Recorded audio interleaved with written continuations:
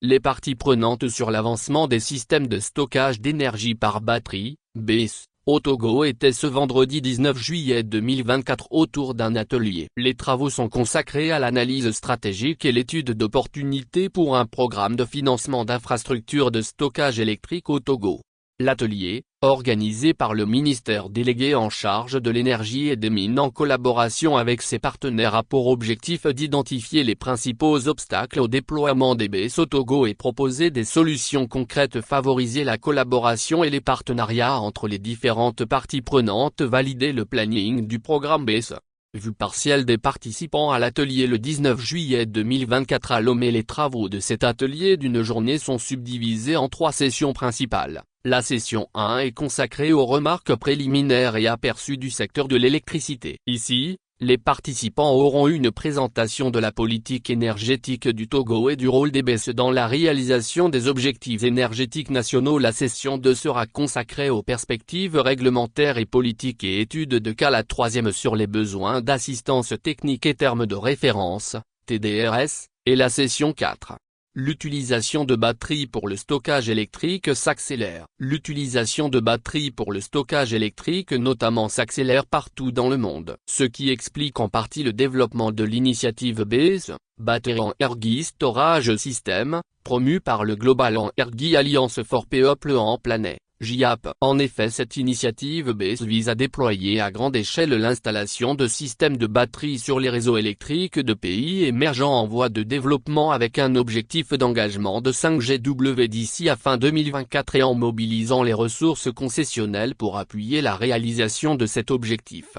L'AFD, membre du Global Leadership Council, GLC, Advisory Board de la GIAP, a pour mandat d'accompagner ces pays d'intervention dans leur transition énergétique, à travers des projets de coopération technique sur la planification énergétique permettant de modéliser et d'optimiser notamment le réseau électrique, et le financement de projets d'infrastructures énergétiques, notamment des énergies renouvelables. C'est donc dans ce cadre que se situe l'analyse stratégique et l'étude d'opportunités pour un programme de financement d'infrastructures de stockage électrique au Togo, qui permettrait d'accélérer le déploiement des énergies renouvelables tout en optimisant les coûts.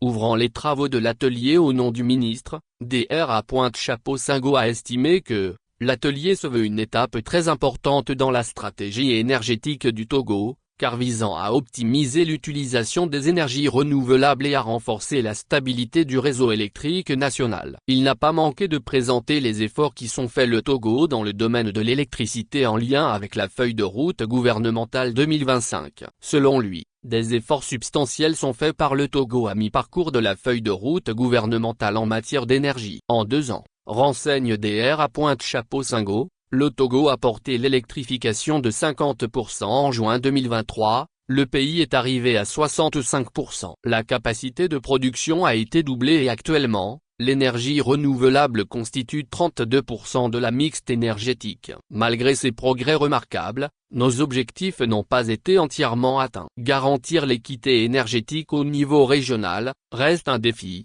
a fait savoir Dr Pointe-Chapeau-Senghor. Selon lui, les capacités de production à venir du Togo doivent couvrir l'ensemble du territoire avec une production minimale d'une centrale de production dans chaque région. Ainsi, 5 centrales solaires d'une capacité totale de 220 MW sont prévues d'ici 2025 pour atteindre cet objectif de 50% de capacité en énergie renouvelable.